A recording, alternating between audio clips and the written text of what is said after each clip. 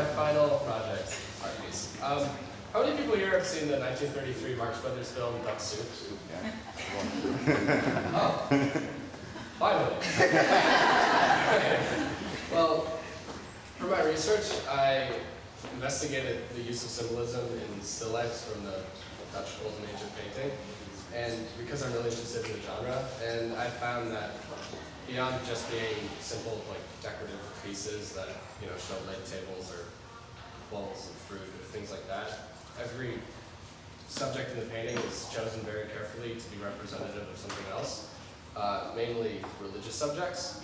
So I tried to make my own still life, but rather than representing like a biblical story, I wanted to represent the film Duck Soup. So here's my representation. I'm just going to quickly run through a few of the symbols on it, and starting with the rat here, who was eating a peanut. There are a lot of different views on what a rat would symbolize. They're seen as like harbingers of disease, and they get into everything, and people generally tend not to like rats. But because they're so good at survival, and like they find their way onto every boat somehow, and they find people all across the globe, they're not revered, but they're sort of admired for their cunning, I guess. But they're still seen as a negative view. So I chose this little rat here to represent Rufus T. Firefly, or Groucho Marx's character in the film Duck Soup, because he is appointed dictator of Fredonia. He doesn't do so well as dictator, but he's hilarious, and there's much to be admired in his cunning. And here is a bowl of peanuts. The nut in the still life is usually, it has a lot of symbolic weight as a symbol for Christ, because it's a little bit of a jump, but because Christ was nailed to a wooden cross, and peanuts, or any sort of nut, has a wooden exterior, and it bears a fruit that is a nut, and the cross bore the fruit that was Jesus, nuts tend to be representative of the crucifixion. And there's one famous still life that shows a bowl with a bunch of nuts and a parrot on it, and to the lower left of the painting is an insect that's advancing on the bowl, and that's a representation of both a bowl of nuts and a parrot, but also the guarding of spiritual principles. Again, a bit of a jump, these painters were creative. Anyway, here I decided to have Groucho Marx guarding a bowl of ethical principles.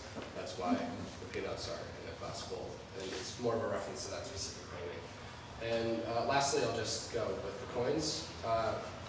Usually coins are representative of Judas because he was famously paid with 30 pieces of silver for the betrayal of Christ.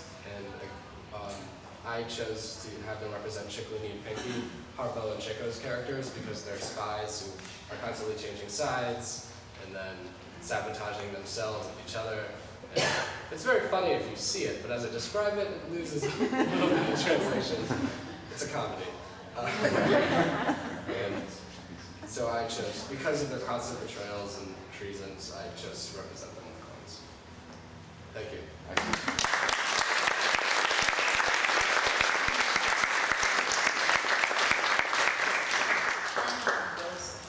The Gun and the Roses?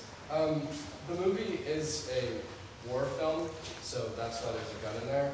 But also, I initially wanted to make this game still life, but it was really hard to get my hands on some dead doves. I asked around, no one had it.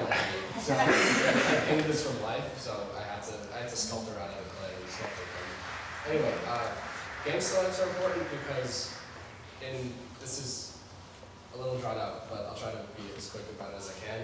In the beginning of the 16th century, the German states changed from Germanic law to Roman law, and that meant that under Germanic law, peasants could go and hunt and supplement their diets with game, but when they changed to Roman law, hunting became a symbol or a privilege only granted to aristocrats. So that meant that was an extremely unpopular decision because peasants soon had a great proportion of their diet removed. So the aristocrats, to cement this new change, commissioned a lot of game portraits, and because the game still lifes came from a time of political change, and Duck Soup was about sort of a revolution, I chose to add a trees. And the roses represent Vera Markal, the character who's constantly trying to seduce Gratian from the Slavonian Empire. Because roses are very fragrant and beautiful, but they also have thorns. They're seen as something to sacrifice.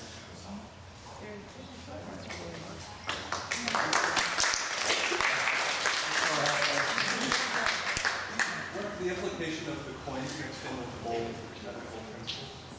Oh, it's that the ethical principles aren't being looked after very well, and they're hardly there at all. I mean, Gratian's eating them. The coins. So yeah, they find that the spies find a way